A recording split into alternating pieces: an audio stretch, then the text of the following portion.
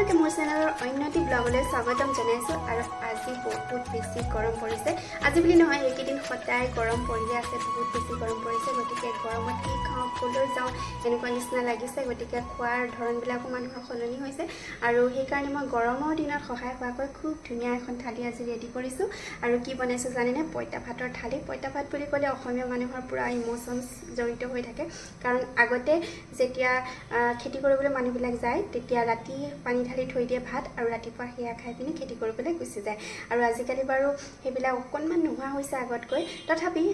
পইতা ভাতৰ ইম্পৰ্টেন্স কিন্তু আজিও আছে আজিও অসমীয়া মানুহে পইতা ভাত বুলি ক'লে লোভৰ পানী পৰে সকলোৰে আৰু পইতা ভাত অকনমান জুতি হ'লে খাই বেছি ভাল লাগে হয় না নহয় বাৰু আৰু লগত কি ভাল লাগে যেনেকৈ ধৰক আলু পিটিকা কণী আৰু আলু পিটিকা আৰু লগতে পুৰা মাছৰ পিটিকা ভজা মাছ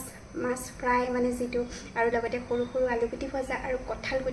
গুটি হলেতো ক'বই নালাগে ইমান বেছি ভাল লাগে কঁঠাল গুটি পুৰি অকনমান পিটিকা কৰি খাইও ভাল লাগে আৰু লগতে কঁঠাল গুটি বইল কৰি আলুৰ লগত খনা কৰি খাই কিমান বেছি ভাল লাগে আৰু অমলেট ডিম ফ্ৰাই তেনেকুৱা আৰু একদম কিছুমান বস্তু আছে যিখিনি মানে পইতা ভাতৰ লগত খুব ধুনীয়াকৈ মিলে ৰঙালাও গুটি ভজা এনেদৰে কিছুমান বস্তু আছে খুব ধুনীয়া মিলে আৰু সেই কাৰণে মই আজি আপোনালোকৰ সহায় হোৱাকৈ খুব ধুনীয়া এখন পইতা ভাতৰ থালি ৰেডি কৰিছো আপোনালোকে চাবচোন আৰু ভিডিঅ'টো মৰম দিব বুলি আশা ৰাখিছো আৰু দেৰি নকৰো ভিডিঅ'টো ষ্টাৰ্ট কৰি দিওঁ বলক আৰু এইফালে মই কালি ৰাতিয়ে ভিজাই ৰাখিছিলো এয়া দেখিছে নাই বুট আৰু মগু খুব ধুনীয়াকৈ ইয়া গজালি ওলাইছে আৰু আবেলিলে খুব ধুনীয়াকৈ গোটেইখিনিতে ডাঙৰকৈ গজালি ওলাব এতিয়া ওলাইছে এয়া অলপমান টিফিনত দি পঠাই দিলো আৰু এয়া অলপমান মই ৰাখি থৈছো খাবৰ বাবে চাওক আৰু এইফালে এয়া লৈছো ৰঙালাও গুটি ভাজিম খুব ভাল লাগে হয় না ৰঙালাও গুটি বহুত ভাল খালে ৰঙালাও গুটি এয়া লৈ লৈছো ভাজিম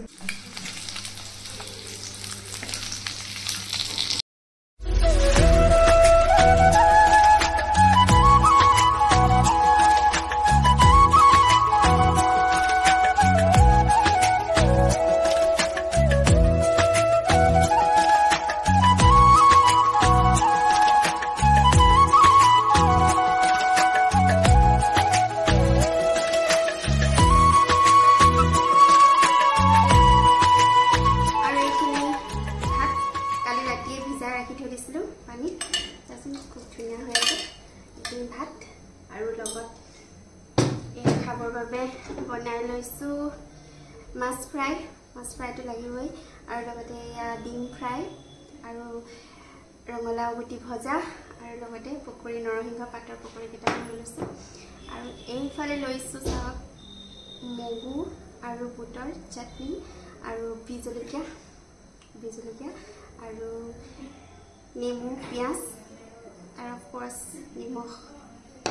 এতিয়া খুব ধুনীয়াকৈ খাই আছো পইতা ভাত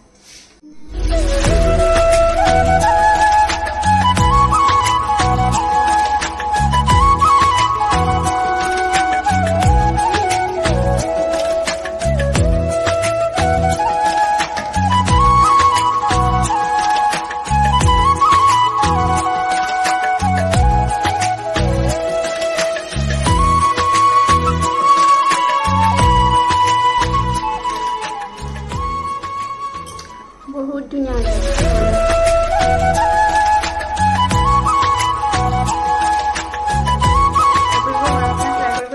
বহুত বেছি ভাল লাগে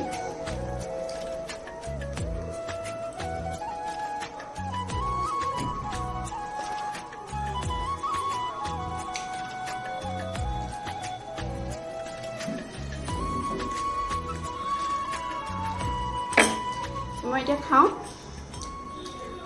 আপোনালোকৰ ভিডিঅ'টো চাই যদি ভাল লাগিলে প্লিজ লাইক কমেণ্ট শ্বেয়াৰ কৰিব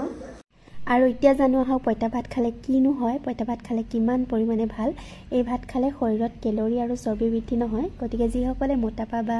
চৰ্বিজনিত সমস্যাত ভুগি আছে তেওঁলোকৰ কাৰণে পইতা ভাত অতিকে উত্তম আৰু 7-8 ঘণ্টা যিহেতু পানীত ভিজাই ৰখা হয় সেইকাৰণে উপকাৰী বেক্টেৰিয়া ইয়াত জমা হয় আৰু তাৰ ফলত লেক্টিক এচিড আৰু ভিটামিন বি উৎপন্ন হয় আৰু পানীত তিয়াই থোৱাৰ বাবে ইয়াত আইৰণৰ পৰিমাণো বাঢ়ি যায় গতিকে ৰক্তহীনতাত ভোগা মানুহসকলৰ কাৰণেও পইতা ভাত বহুত বেছি ভাল